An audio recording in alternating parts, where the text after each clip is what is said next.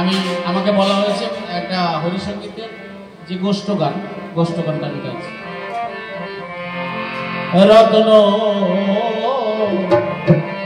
ডাঙ্গার বিলে কুলে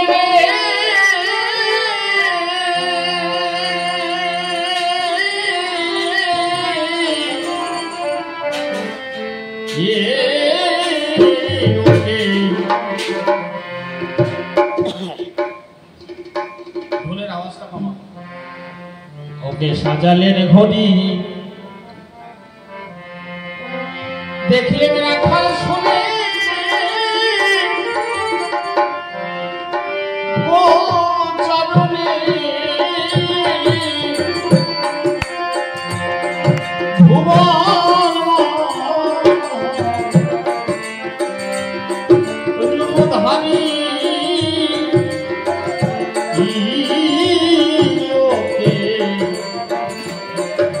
সাজালেন ঘড়ি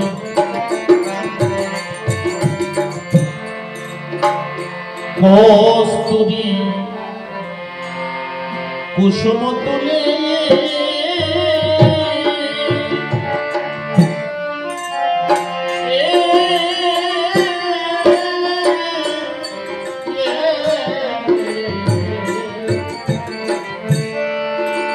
মালা গাঁথি দিচ্ছে বলে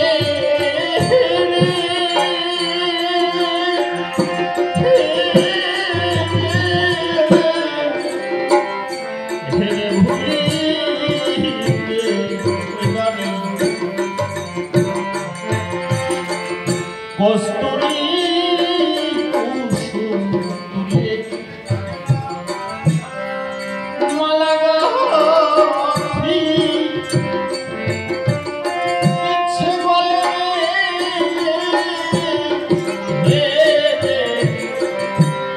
ভুলিতে নারী যত রাখাল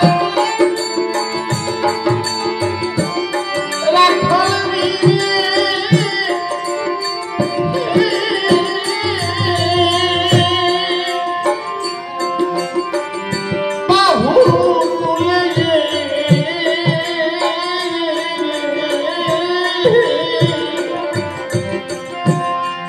বলতেছে হরি হরি ওকে সাজালের ঘড়ি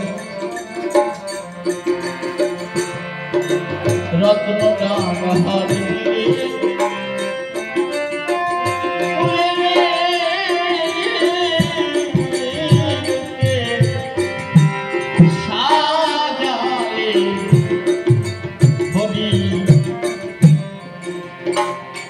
আমরা গানগুলো গাইতে গাইতে মনে করতে হবে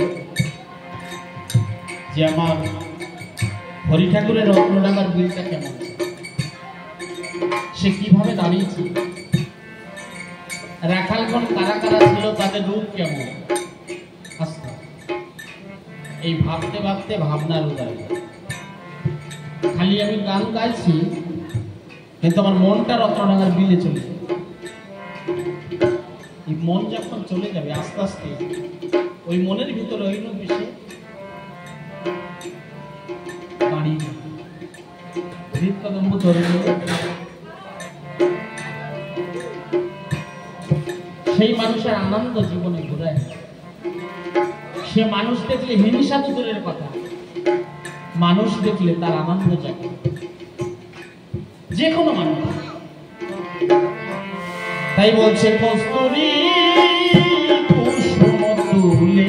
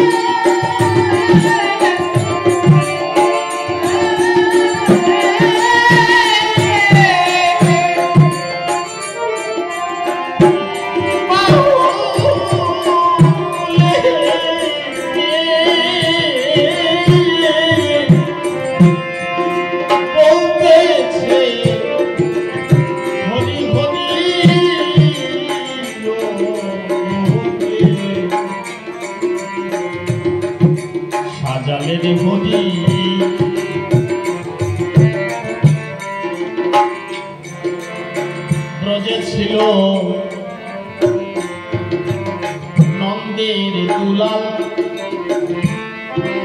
সাজাইত ব্রজরা খাল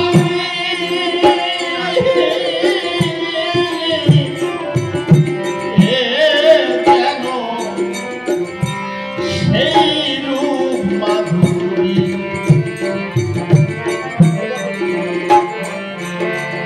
ব্রজে ছিল নন্দের দুলাল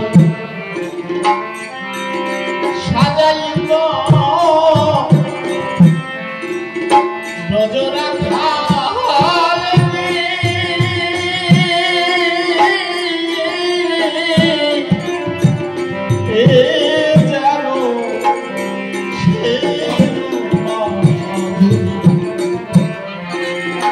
যেন সেই কালা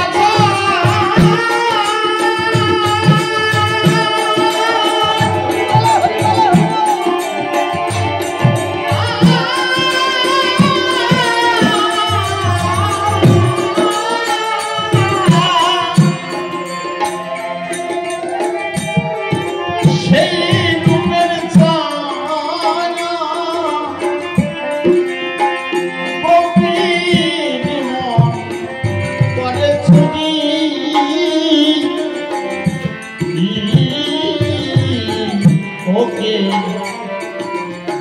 সাজালেন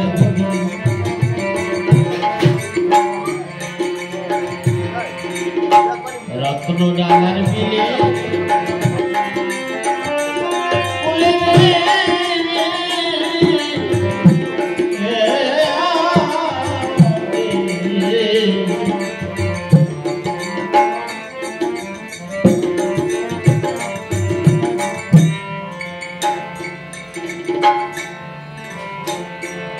বিশ্বনাথ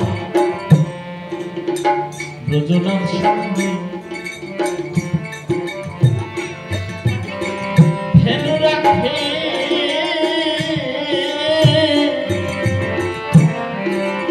পরম রঙে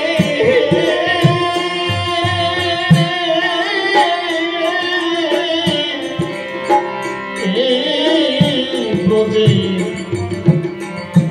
ভাব মনে করি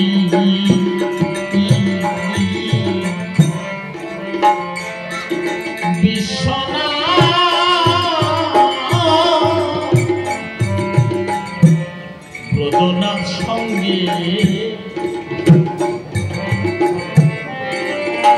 ধেনু রাখে পরম রঙে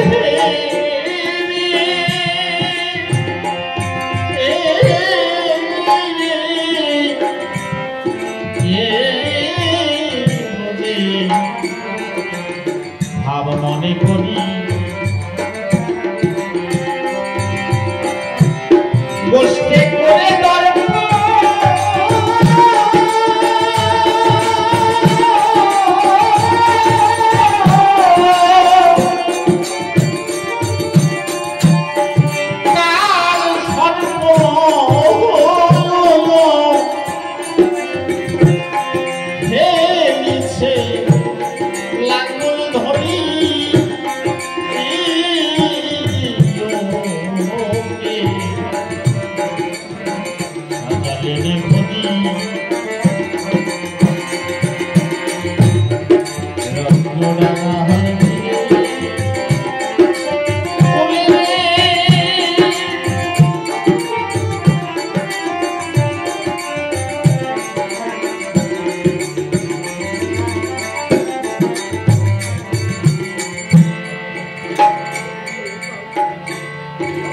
প্রিয় সখা বিশ্বনাথ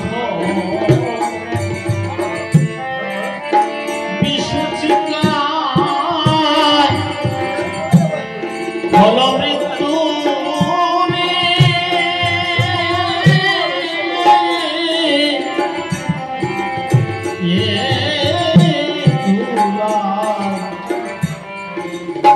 যাই গড়া করি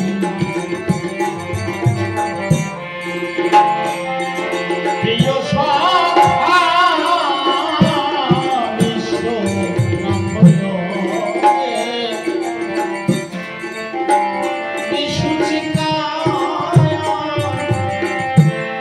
হলো মৃত্যু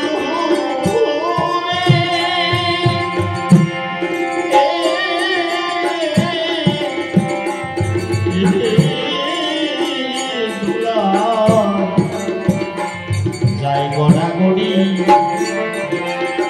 তারে বাঁচাই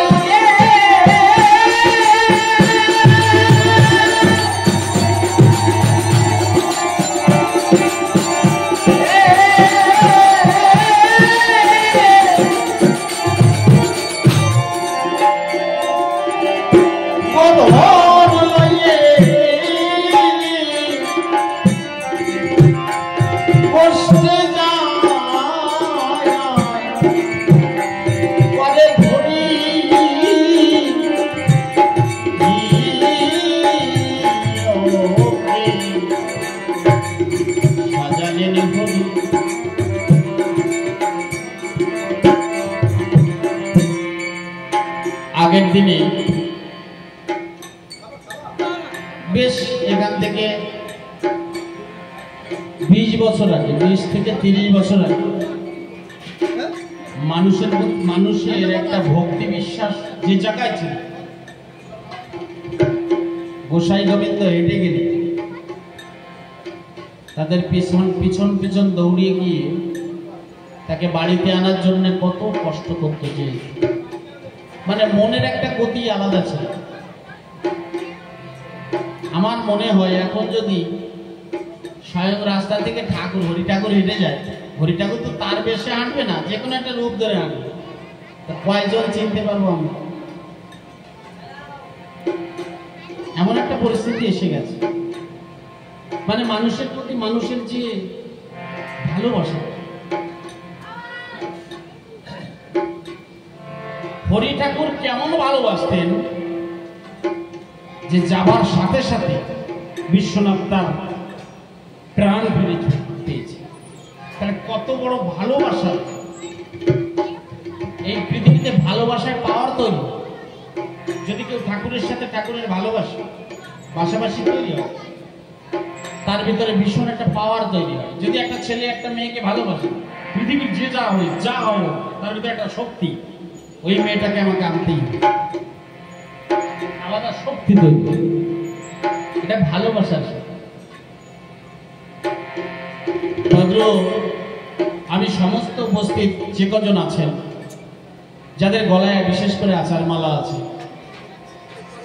আমরা এমন কোনো আচরণ করব না যাতে আমাদের দেখে অন্য কেউ না বলে যে এরা হরিগুরুচাঁদ ঠাকুরের মতাদর্শ পালন করে মতুয়া হয়েছে, কিন্তু এদের ভিতরে হিংসা যায় না।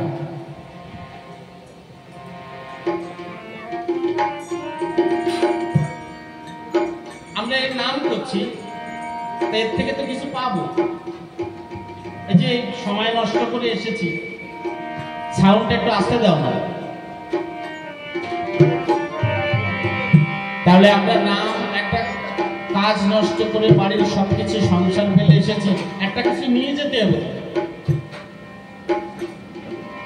যেটা নেব সেটা হতো ধৈর্য। এখানে ধৈর্য ধরে বসে আছে মানে আমাদের যত ধৈর্য ধরবে পৃথিবীর যে মানুষ, কচ্ছপ আর খরগোশের গল্প তো আমরা ছোটবেলায় পড়েছি। কচ্ছপ ধীরে ধীরে যেতে যেতে সেই খরগোশ লাস্টে হেরে গেছে, কচ্ছপ ফার্স্ট হয়ে গেছে।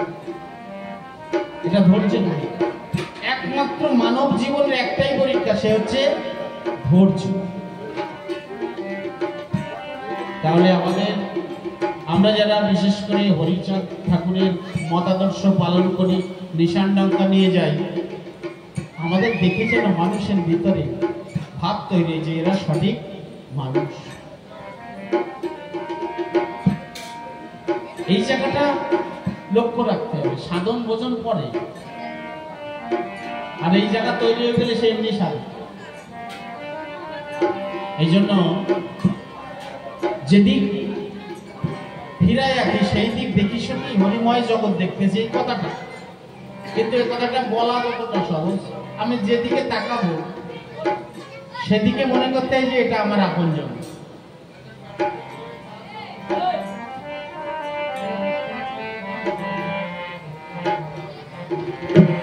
তাহলে আমরা সবাই এক বাবার নাম করি, তাহলে আমরা ভাই ভাই।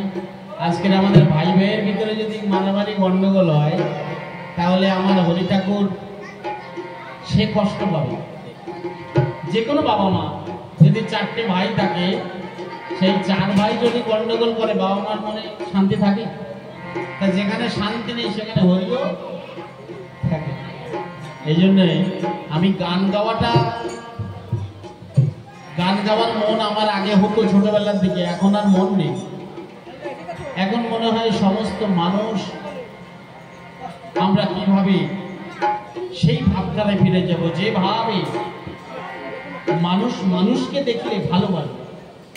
বাংলাদেশে মনমোহন সাধক সে বলছে, যারা মন্দির মসজিদে পূজা বা নামাজ পড়তে যায় তারা মূর্খ। এত বড় কথা বলে দিল।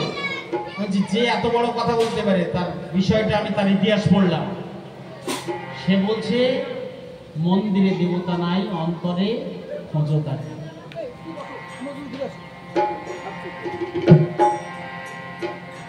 সব মানুষ আমরা যদি পৃথিবীতে একসাথে সবাই মারা যাই, আর কোন ভগবান বেঁচে থাকবে? কৃষ্ণ আর বেঁচে থাকবে না? হরিচাঁদ বেঁচে থাকবে? সবাই মারা গেছে, এইগুলো আর থাকবে? তাহলে আমরা আজকে কেন এই মানুষ, আমি এই পর্যন্ত পৌঁছেছি তো মানুষ নিয়ে এসছে চালিয়ে, তাহলে মানুষকে অবজ্ঞা করবো? এদিকে ঠাকুর নিজে বলেছে, জীবে দয়া নামে রুচি মানুষেতে নিষ্ঠা। এই কারণে হরিচাঁদ ঠাকুর এই ভালোবাসা পাওয়ারে মরা মানুষ জানতো, এত ভালোবাসতেন। হরিচাঁদ ঠাকুর জগৎকে এত ভালোবেসেছিলেন যে জগৎকে যা বলতো জগৎ তাই শুনে। আমি যদি ভালোবাসার একটা মানুষকে বলি যে আমার এই যে রতন বাবু আমাকে ফোন করেছে, মামা আসতে, ওনাকে যদি একটা কথা বলি, বাবা এইটা করে দাও তো, এক্ষুনি একটা এনে দাও, তো দৌড়ে যাবে। আমি এই যে ভালোবাসা, তা আমি যদি জগৎকে আপন করে নেই, জগৎকে ভালোবাসতে পারি, জগৎ আমাকে, আমি জগৎকে যা বলবো জগৎ তাই শুনবে। হরি ঠাকুর এই জায়গায় দাঁড়ায়, এই ভালোবাসার কাছে সবাই পাবে। তাই বলছে, প্রিয় সখা বিশ্বনাথ বিশ্বচিকায় হলো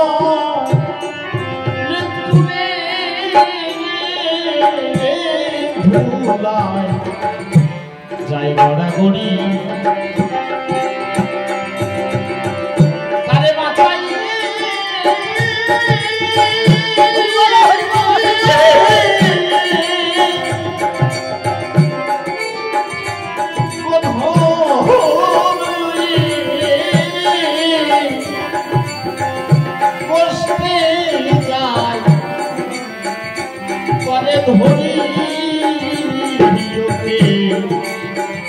ওকে সাজালেন খনি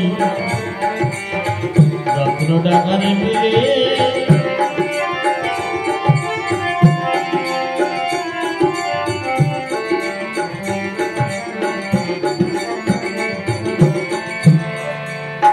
গোলক চাঁদে মনচোরা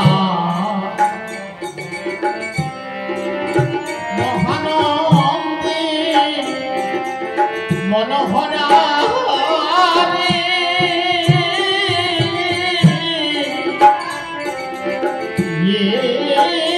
ভক্তে মনোরঞ্জনকারী, ভক্তের মনোরঞ্জনকারী, ভক্তের মনে যা চায় ঠাকুর তাই দেয়। তাই গোলক চাঁদের মহানন্দের মনোহরা ভক্তে মনোরঞ্জনকারী ভেবে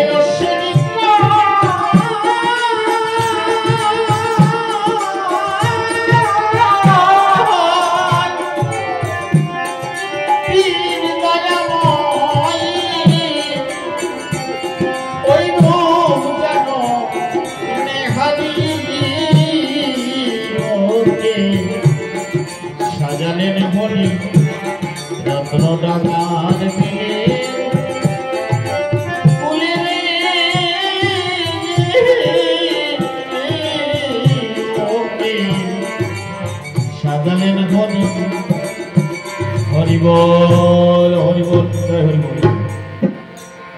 উপস্থিত আজকে এখানে উপস্থিত হয়েছেন আমাদের শ্রদ্ধেয় দাদা বীরেন্দা, উনি সাধু মহাশয়।